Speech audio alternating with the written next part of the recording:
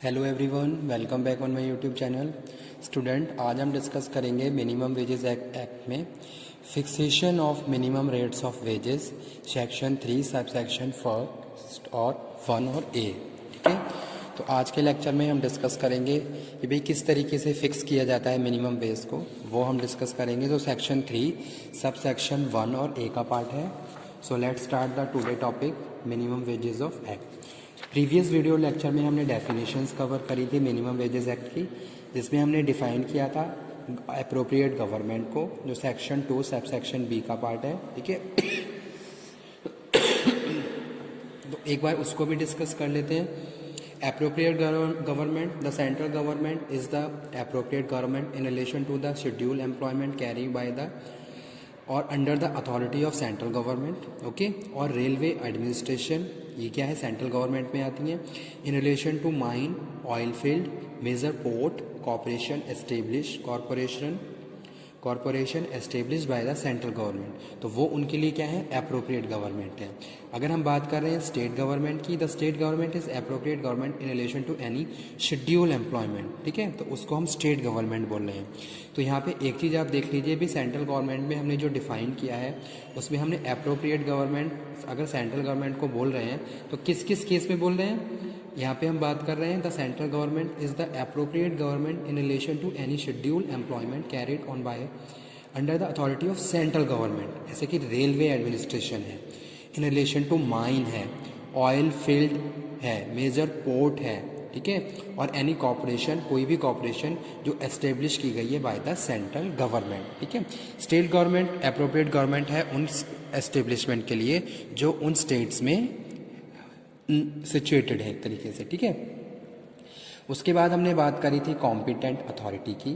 Section 2 sub section C में हम बात कर रहे हैं। Competent authority means the authority appointed by the appropriate government by notification of its official gazette to ascertain from the time to time the cost of living, index number applicable to the employees employed in the scheduled employment specified in such a notification. Next है employer, who employer defined as section 2 subsection E in minimum wages act.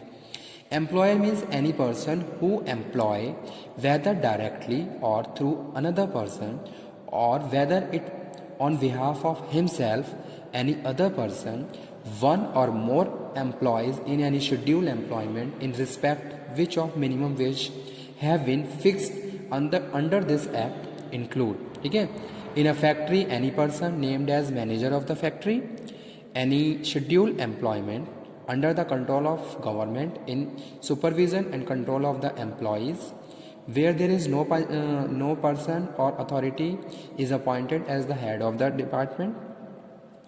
In any scheduled employment under any local authority, the person so appointed by the such authority for the supervision and control of employees. Okay, तो वो क्या है, employer है। अब बात कर रहे हैं हम फिक्सेशन की, तो यहाँ पे हम बात कर रहे हैं फिक्सेशन में the appropriate government shall fix the minimum rate of wages. तो यहाँ पे भी हम बात कर रहे हैं किसकी, अप्रोप्रिएट गवर्नमेंट की। तो इसीलिए हमने पहले इसको डिफाइन कर लिया, अप्रोप्रिएट गवर्नमेंट क्या है, कौन है।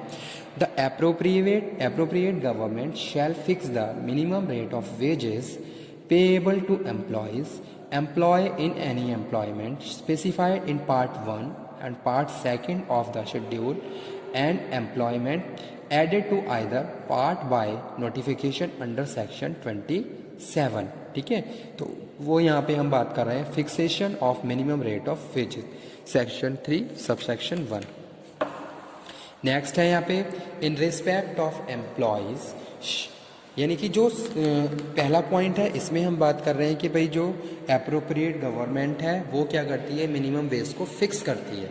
जैसे कि अगर हम जो वो सेंट्रल एस्टेब्लिशमेंट्स हैं, जैसे कि हम बात कर रहे हैं रेलवे एडमिनिस्ट्रेशन की बात कर रहे हैं, या फिर हम कुछ सेंट्रल एस्टेब्लिश ऑर्गेनाइजेशंस की बात कर रहे हैं, तो उनमें जो मिनिमम रेट है वो सेंट्रल गवर्नमेंट क्या करेगी, फिक्स करेगी।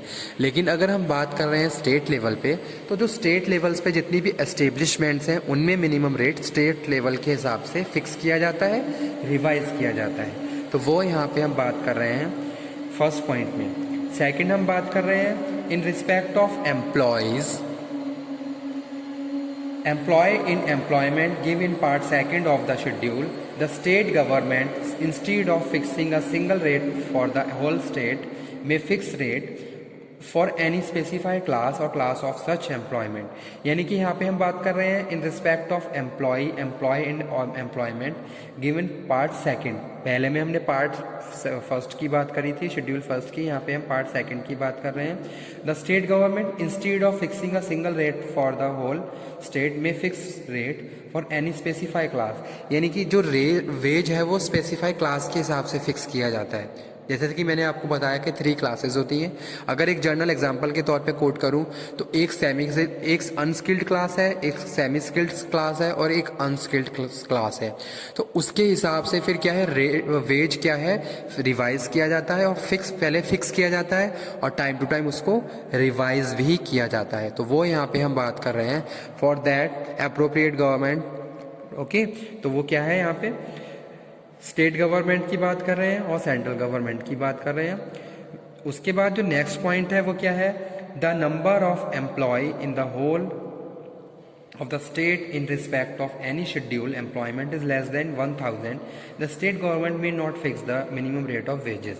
अगर किसी भी स्टेट एक तरीके से स्टेट की बात करें जहां 1000 टू बिलो एम्प्लॉयमेंट की बात हो रही है, तो वहां का जो वेज है वो सेंट्रल गवर्नमेंट के द्वारा फिक्स किया जाता है, स्टेट गवर्नमेंट के द्वारा फिक्स नहीं किया जाता है। ठीक है, तो वो यहाँ पे हम बात कर रहे हैं where the number of employees in any, जैसे कि यहाँ पे लिखा हुआ है where the number of employ in whole of the state in respect of any schedule employment is less than 1000, तो ये याद रखिए 1000। ठीक है, तो वो यहाँ पे हम बात करें the state government may not fix the minimum rate of wages, however if after making an inquiry it find that the number of employee has risen to 1000 or more, the appropriate government shall as soon as possible fix minimum rate of wages। यानी कि 1000 to above की अगर बात कर रहे हैं तो जो भी अप्रोप्रिएट गवर्नमेंट है, जैसे सपोज सेंट्रल गवर्नमेंट के अंडर में है तो सेंट्रल गवर्नमेंट और स्टेट गवर्नमेंट के अंडर में है तो स्टेट गवर्नमेंट वहाँ का रेट फिक्स करेगी। यानी कि जो भी फिक्सेशन है और जो एक तरीके से रिवाइजेशन है, वो फिक्सेशन की बात कर रहे हैं, तो वो यहाँ पे हम बात कर रहे हैं कि भाई अगर 1000 टू बिलो है तो उस केस में स्टेट गवर्नमेंट फिक्स नहीं करती है। 1000 टू अबव है तो जो भी अप्रोप्रिएट गवर्नमेंट है वो वहाँ का रेट फिक्स करेगी। तो वो यहाँ पे लिखा हुआ है appropriate government shall as soon as possible fix minimum rate of wages payable to employees in such employment. Minimum rate of wages section 3 subsection 2, the appropriate government may fix a minimum time rate of wages for time work, a minimum piece rate of wages for piece work. यानी कि जो अगर हम time work के हिसाब से बात करें तो वो भी क्या है अप्रोप्रिएट गवर्नमेंट के द्वारा फिक्स किया जाता है, जो सेक्शन 3 सब सेक्शन 2 में आता है। अगर हम पीस रेट की बात करें तो पीस वर्क वो भी वो अप्रोप्रिएट गवर्नमेंट को सेट के द्वारा सेट किया जाता है। तो पॉइंट ए और पॉइंट में यही लिखा हुआ है। पॉइंट ए में हम बात कर रहे हैं a minimum time rate of wages for time work, a minimum piece rate of wages for piece work, a guaranteed time rate for the employees employed on the piece work for the purpose of securing to such employee a minimum rate of wages on the time of work basis। ठीक है, fourth यहाँ पे हम बात कर रहे हैं an overtime rate whether a time rate और piece rate in respect of overtime work done by the employees. तो जो भी वहाँ की जो अप्रोप्रिएट गवर्नमेंट है वो इसको क्या करेगी, फिक्स करेगी, डिसाइड करेगी कि भाई कितना वेज वहाँ पे दिया जाना चाहिए। तो यहाँ पे हमने 3 केसेस की बात करी है। एक तो हमने क्या करी, बात करी a minimum time rate of wages of time work, a minimum piece rate of wages of piece work.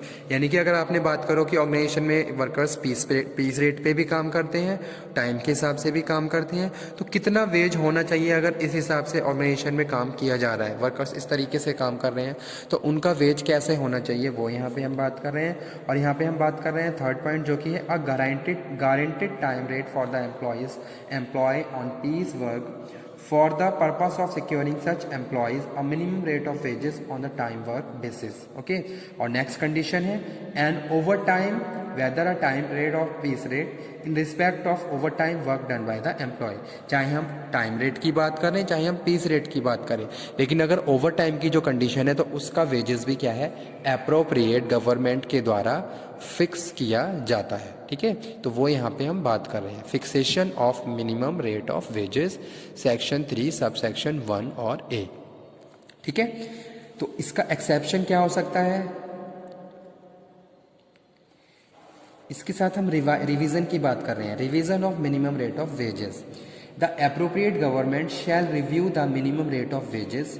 तो यहाँ पे भी जो रिवाइज की बात कर रहे हैं एक तरीके से, उसके लिए भी एप्रोप्रिएट गवर्नमेंट क्या है, कंसर्न की जा रही है। तो वो चीज़ यहाँ पे हम कह रहे हैं भाई, the appropriate government shell review the minimum rate of wages fix by it at such intervals not exceeding 5 years. तो एक ये कंडीशन है, 5 ईयर से ज़्यादा नहीं होना चाहिए।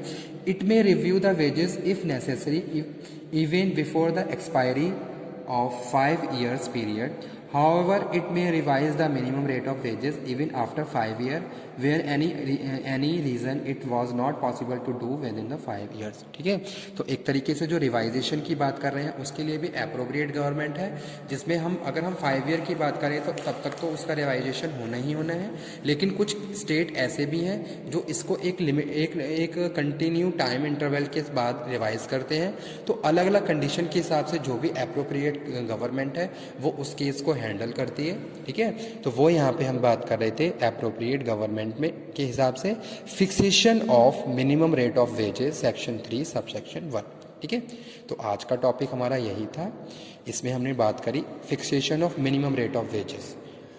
नेक्स्ट लेक्चर में हम डिस्कस करेंगे इसका next topic. Okay, thank you very much.